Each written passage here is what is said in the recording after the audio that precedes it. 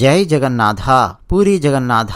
ఒక పక్క జగన్నాథుని రథయాత్రకు సంబంధించిన విషయాలు, విశేషాలు అవన్నీ మనం తెలుసుకుంటూ వస్తున్నాం.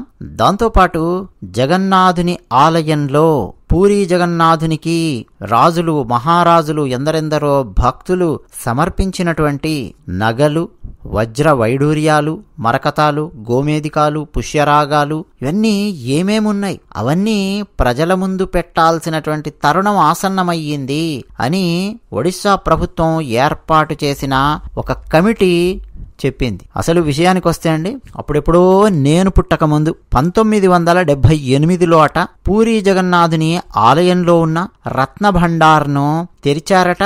5 చెక్క పెట్టెలలో ఉన్న నగలను, వజ్ర వైడూర్యాలను, గోమేదికాలను, పుష్యరాగాలను అన్నింటినీ అండి లెక్కించి వాటిని మొత్తం ఒక లిస్టు తయారు చేసుకున్నారట.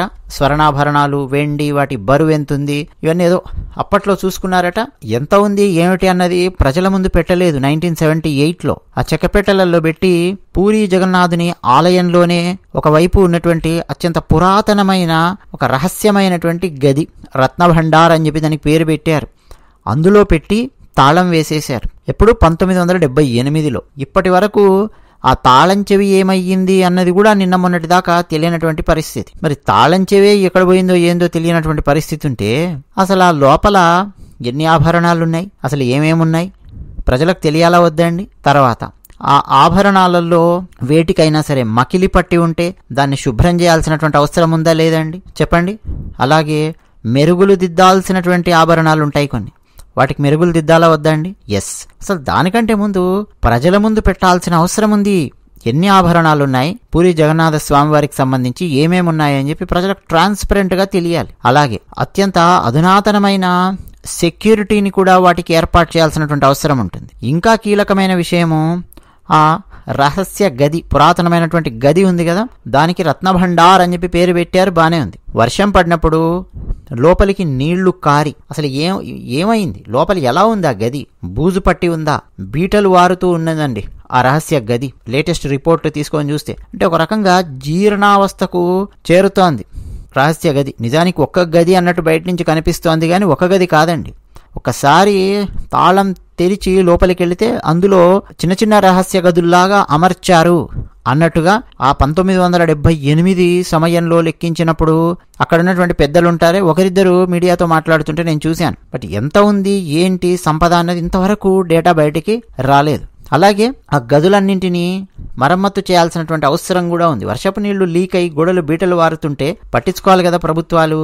నిజానికి నవీన్ పట్నాయక్ గారి ప్రభుత్వం మీద కొంత అసంతృప్తి అనేది ప్రజల నుంచి బయలుదేరింది. 2017-18 నుంచి మెల్లిగా స్టార్ట్ అయ్యింది. ఆ టైంలో పురావస్తు శాఖను కోర్టు ఆదేశించిందండి, వెళ్ళండాయా దానికి సంబంధించిన సంగతి ఏంటో కాస్త చూసుకోండి అని చెప్పి. 1978లోనే అండి లెక్క పెట్టడానికి 70 రోజుల సమయం పట్టింది ఆ నగలన్నింటినీ లెక్క పెట్టడానికి. అంటే పరిస్థితి ఎలా ఉందో ఆలోచించండి. అప్పట్లో అండి కొన్నింటిని వదిలేశారట లెక్క పెట్టలేక. సో ఆ లెక్కల మీద కూడా రకరకాల సందేహాలున్నాయి.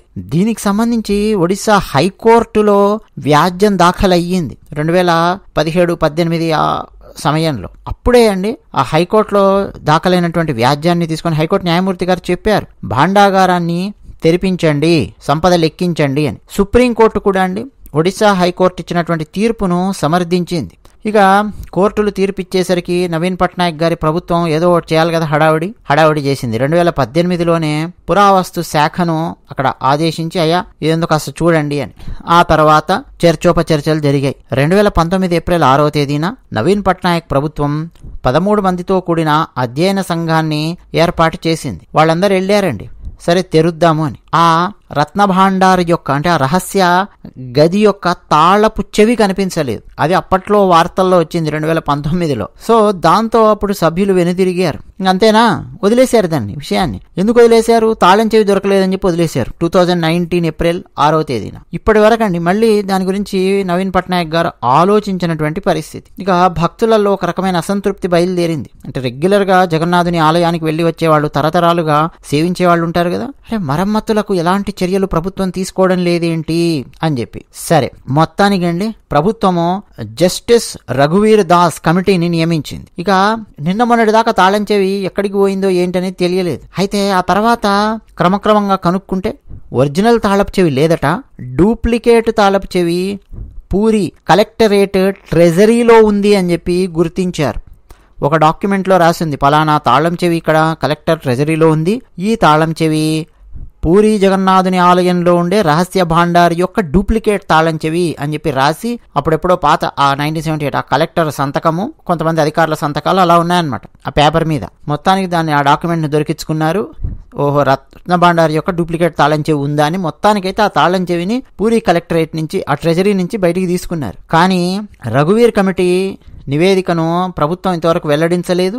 ఒక గోలలాగా తయారయ్యింది, ఒక ట్రాన్స్పరెన్సీ లేకుండా అయిపోయింది. భారతీయ జనతా పార్టీ ఈ విషయాన్ని రీసెంట్ ఎన్నికలలో ఒడిశాలో ప్రచారాస్త్రంగా మార్చుకుంది. మేము అధికారంలోకి వస్తే పూరి జగన్నాథుని రత్న భాండాగారాన్ని తెరిపిస్తాము అని మేము హామీ ఇస్తున్నాం అని చెప్పి చెప్పింది బీజేపీ పార్టీ. ఇక ఒడిశాలో భారతీయ జనతా పార్టీ వచ్చేసింది, బీజేపీ సీఎం వచ్చారు. వచ్చి రాగానే అండి వెంటనే రిటైర్డ్ న్యాయమూర్తి జస్టిస్ విశ్వనాథ్ రథ్ అని చెప్పి వారి అధ్యక్షతన 16 మందితో నిపుణులతో కూడినటువంటి కమిటీ వేసింది. భాండాగారం లోపల ఎలా ఉందో ఎవరికీ అవగాహన లేదండి, 46 ఏళ్లుగా అందులోకి ఎవరు వెళ్ళలేదు, కాబట్టి ఏం చేయాలో చెప్పండి, అసలు ప్రాసెస్ ఏంటి, నెక్స్ట్ ఏం చేద్దాము అని ఒడిశా భారతీయ జనతా పార్టీ ప్రభుత్వం, ఒడిశా ప్రభుత్వం ఇప్పుడు వాళ్ళు రిటైర్డ్ జస్టిస్ని ఒక ఆయన్ని వేశారనమాట. సో ఇప్పుడు ఆ రిటైర్డ్ జస్టిస్ గారు, ఆయనతో పాటు ఉన్నటువంటి కమిటీ వాళ్ళందరూ మొత్తం అధ్యయనం చేశారండి. అత్యంత వేగంగా అధ్యయనం చేసి పూరిలో సమావేశమయ్యి కూలంకషంగా చర్చలు జరిపి ఆ లోపల ఉన్నటువంటి రహస్య భాండార్ ఆ గదిని తెరవాలి అని చెప్పి ఆలయ నిర్వహణ కమిటీకి రిటైర్డ్ జడ్జ్ సిఫారసు చేశారు. ఆ కమిటీ ఈ సిఫారసును ఒడిశా రాష్ట్ర ప్రభుత్వానికి పంపించి అనుమతి తీసుకోబోతూ ఉన్నారు. సో అతి త్వరలో పూరి జగన్నాథుని యొక్క ఆ రత్న భాండార్ను తెరవబోతూ ఉన్నారు. అయితే డూప్లికేట్ తాళం చెవి ఇంతవరకు కలెక్టరేట్ ట్రెజరీలో కలెక్ట్ చేసుకునేది మా చేతికి రాలేదు అని చెప్పి పూరి జగన్నాథ్ శ్రీక్షేత్రము అని పిలుస్తారండి ఆ పాలనాధికారి చెప్పారు. ఈ నెల 14వ తేదీన ఆయనకు అది అందబోతోంది. అయితే ఆ డూప్లికేట్ తాళం చెవితో ప్రయత్నం చేస్తారండి. ఒకవేళ తెరుచుకోకపోతే, ఒకవేళ అది డూప్లికేట్ తాళం చెవి కాదనుకోండి, ఎక్కడో పోయింది లేకపోతే ఎవడో మార్చాడు ఏదో చేశారనుకోండి, ఈ 46 ఏళ్లలో అసలే ప్రభుత్వ ఆఫీసులు, ఇక ఒడిశా ఆ పాలన ఎలా ఉంటుందో మనకు తెలుసు. అంతకుముందు ఉన్నటువంటి వారు ఇప్పుడున్నటువంటి వారు ఏదో చేసి ఉంటారు పాలన. బట్ ఇటువంటి వాటి మీద బాగా శ్రద్ధ పెట్టాలండి. శ్రద్ధ పెట్టకపోతే ఇక తస్కరణ యోగం పడుతుంది స్వామివారి నగలకు. సో తాళం చెవితో తెరుచుకోకపోతే ఏం చేయాలి అన్న ప్రశ్న వచ్చింది నిన్న డిస్కషన్లో, మీటింగ్లో.